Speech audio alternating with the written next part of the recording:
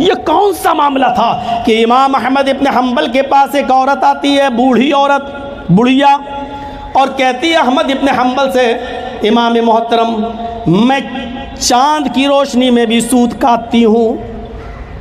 جو کپڑے کا بزنس کرتے ہیں کاروبار، ان کو زیادہ سمجھ میں آئے گا، چرخہ ہوتا ہے وہ سود کاٹنے والا، ہم لوگ تو بہت اچھی طریقے سے سمجھ لیں گے، لیکن آپ کو بتا رہا ہوں سود کاٹتے تھے، وہ سود دوسروں کا لیتی تھی، اس کو کاٹنے کے بعد ان کے حوالے کر دیا کرتی تھی۔ مسئلہ پوچھ رہی ہے، امام صاحب میں کبھی چاند کی روشنی میں سود کاٹتی ہوں، اور چاند جب نہیں نکلتا ہے تو میں چراغ کی روشنی میں بھی سود کاٹتی ہوں، تو کیا کسٹمر سے دونوں کی قیمت ایک بتاؤں یا الگ الگ بتاؤں؟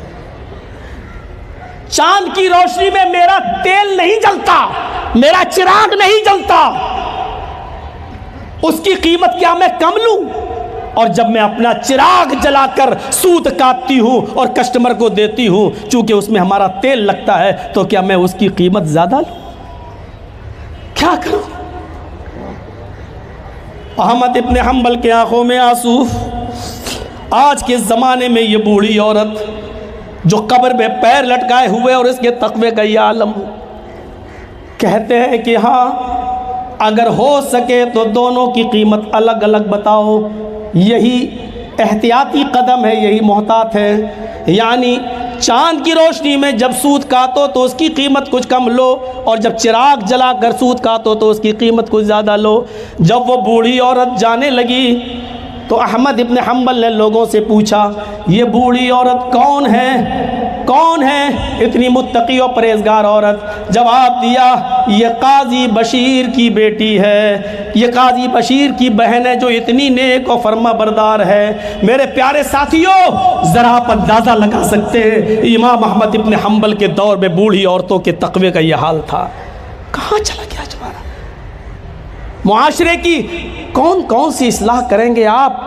سب سے بنیادی چیز یہ ہے کہ ہم اپنے آپ کی اصلاح کر لیں اور تقوی اپنے اندر پیدا کر لیں۔ بہت سی چیزیں، اللہ کے نبی کے پاس وہ شخص آیا تھا، آپ کو معلوم ہے، جس نے اپنی 4 برائیاں بتائی تھیں، کیا ایک چھوڑ سکتا ہوں؟ تو آپ نے کیا کہا تھا؟ جھوٹ چھوڑ دے۔ جب جھوٹ چھوڑ دے گا تو ساری برائیاں اپنے آپ اس نے جھوٹ کو چھوڑا اور ساری برائیاں۔ آپ تقوی پیدا کر لیجیے اپنے اندر، پرہیزگاری اپنے اندر پیدا کر لیجیے، بہت سی برائیاں پرہیزگاری کی، وہ تقوی کی بنیاد پر اپنے آپ چھوٹ جائیں گی۔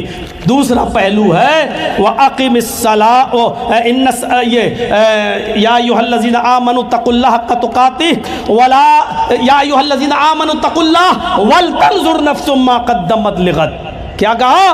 اللہ سے ڈرو، اور ہر انسان کو غور کرنا چاہیے کہ کل قیامت کے دن کے لیے اس نے کون سی تیاری کر رکھی ہے۔ کل قیامت کے دن کے لیے دنیا 60 70 80 سال، بس اس سے زیادہ آپ نہیں جی پاؤ گے۔ یہ فیکٹ ہے، یہ حقیقت ہے۔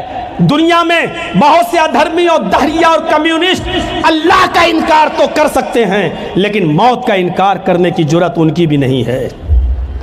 یہ وہ حقیقت ہے کہ آپ کا دوست ہو یا دشمن، اس کا اقرار کیے بغیر نہیں رہ سکتا ہے، موت آنی ہے۔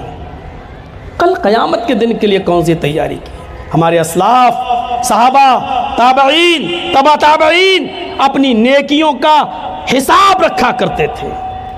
الادب المفرد میں امام بخاری رحمۃ اللہ علیہ نقل کرتے ہیں، حضرت زید بن ثابت کے یہاں ایک مہمان آیا جو انہوں نے اپنی 2 منزلہ دوسری عمارت کے اوپر انہوں نے ان کو ٹھہرایا۔ رات میں عشاء کی نماز پڑھنے کے لیے ان کے ساتھ جانے لگے، ان کو 2 منزلہ عمارت سے اپنے روم سے نکالا اور مسجد کی طرف زید بن ثابت لے کر چل رہے ہیں۔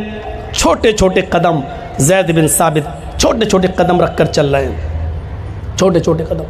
مہمان نے کہا کیا بات ہے، تکلیف ہے، کچھ پریشانی ہے، کیا دقت ہے آپ کو؟ اتنے چھوٹے چھوٹے قدم اور اتنے آہستہ آہستہ؟ فرمایا کہ اللہ کے نبی صلی اللہ علیہ وسلم نے فرمایا، گھر سے مسجد کی طرف اٹھنے والے ہر قدم پر اللہ تبارک و تعالیٰ نیکی دیتا ہے، تو میں چھوٹے چھوٹے قدم اس لیے رکھتا ہوں تاکہ مسجد تک پہنچنے میں زیادہ نیکیاں، زیادہ قدم ہو جائیں، ان قدم کی بنیاد پر میری نیکیوں میں اضافہ ہو جائے۔ ایک ایک چیز کا حساب رکھتے تھے۔ نماز کے لیے جا رہے ہیں تو قدم دھیرے دھیرے، چھوٹا چھوٹا، تاکہ قدم بڑھ جائیں گے تو ہماری نیکیاں بھی بڑھ جائیں گی۔ اتنا حساب کون رکھتا ہے آج کے؟ کون؟ ہر رات کو سوتے وقت سوچا کرو آج صبح سے لے کے شام تک ہم نے نیکیاں کتنی کی ہیں اور گناہ کتنے کیے ہیں، اور دوسرے دن کوشش کرو نیکیوں میں اضافہ کرو اور گناہ میں کمی کرو، پھر تیسرے دن نیکیوں میں مزید اضافہ اور گناہ میں اور کمی۔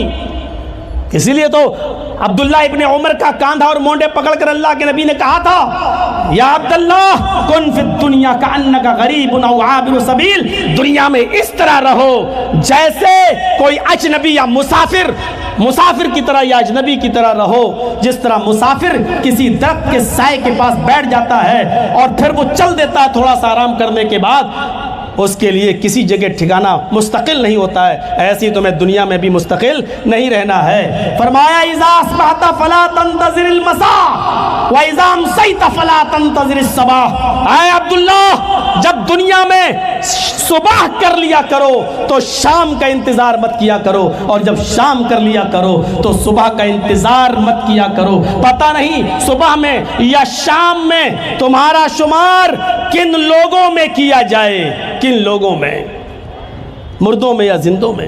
جب لشکر اسامہ بن زید کو اللہ کے نبی حضرت ابوبکر صدیق روانہ کر رہے تھے، یاد کرو بخاری شریف کے اندر یہ واقعہ آیا ہے، جب لشکر اسامہ کو حضرت ابوبکر صدیق نے روانہ کیا تو گھوڑے پر تو وہ تمام صحابہ بیٹھے ہوئے ہیں جو اس جنگ میں شریک ہونا چاہتے ہیں، ابوبکر صدیق ان کے ساتھ پیدل چلنے لگے اور سالار لشکر کو کچھ نصیحتیں کرتے جا رہے تھے،